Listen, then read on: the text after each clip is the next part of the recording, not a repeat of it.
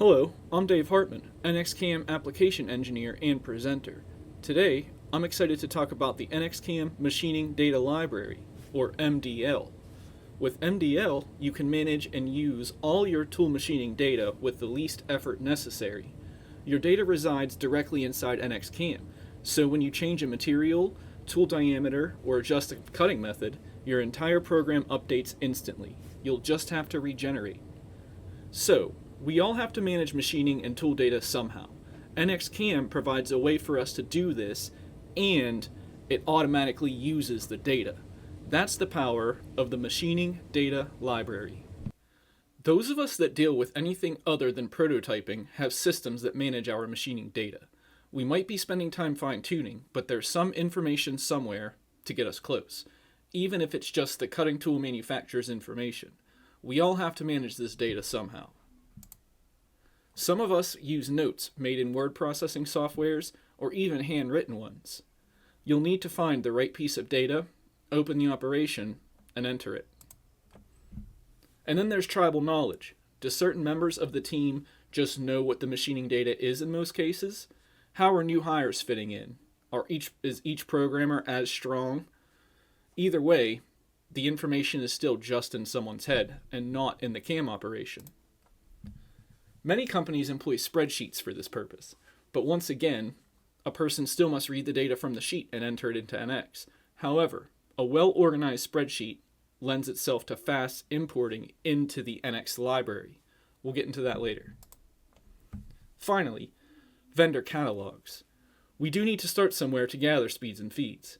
However, it's not always ideal to have to do that while building tool paths. So, imagine this. I'm a CAM programmer, and I've just finished programming a job.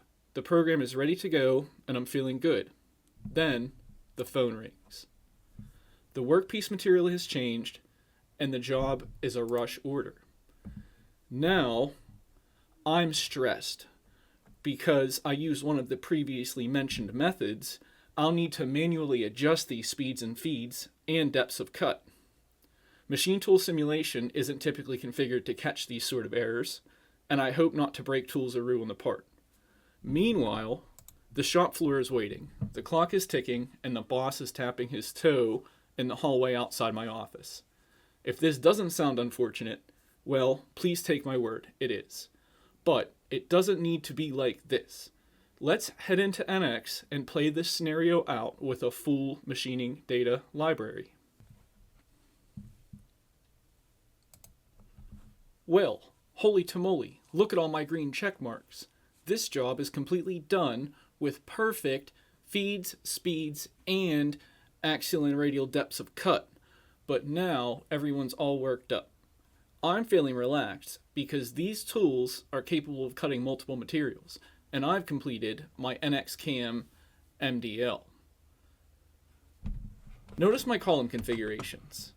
I've set feed, speed, depth of cut, step over, time, and tool change right here so that we can monitor any changes. So I'll go into geometry view, and then I'll select my workpiece.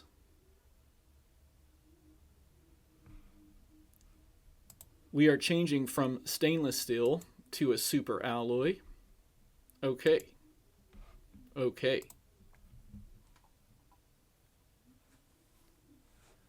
So, what are the consequences? Well, any operation that considers radial and axial depths of cut become dirty. This is no problem. They'll just need to be regenerated. I can see that my feeds and speeds have been reduced. Let's have a look at what I have in here. Into program order view. Notice our first group is drilling. These last two drilling operations both share the same tool, and they also have the names minimum and maximum. We see them in machine tool view,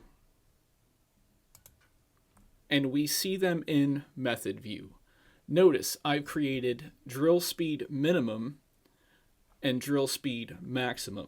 Think of this as a conservative feed and speed versus an aggressive feed and speed.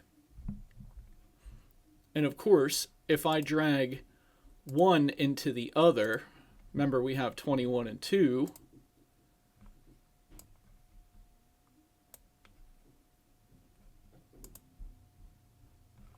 the speed immediately matches the other, right? And then of course we have a start speed. So once again, we've adjusted and we're a bit slower. So next, notice these three characters. I did the same thing with these three in terms of the feed and the speed. We have three graduations of, say, very conservative, a good starting point, and then very aggressive. But also, along with these methods, are of course the handling of the depth of cut and the step over.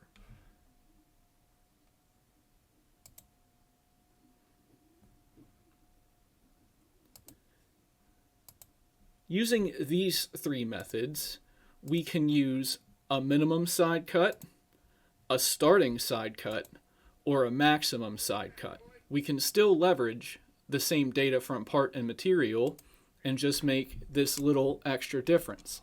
So of course we have minimum, we have a recommended start, and then we have maximum. These next two operations are using a full step over. They're intended for slotting. So we have mill rough minimum slotting and mill rough maximum slotting. We notice both have the same step overs, and then minimum has a significantly smaller depth of cut than maximum. And of course, minimum is much slower than maximum. As I scroll through the rest of this program, we see that I have some of these starts and maxes, right? These are instances where same tool material, same part material, and just that extra little different approach by us.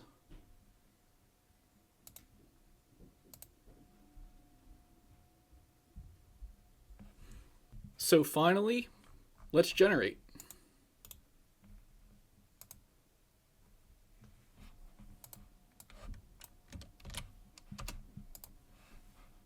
Accept paths. Now, all we have to do is verify and post. See, look at all these green check marks. Everything worked out just fine. Everyone was all worked up over nothing. NXCAM has the tools our company needs.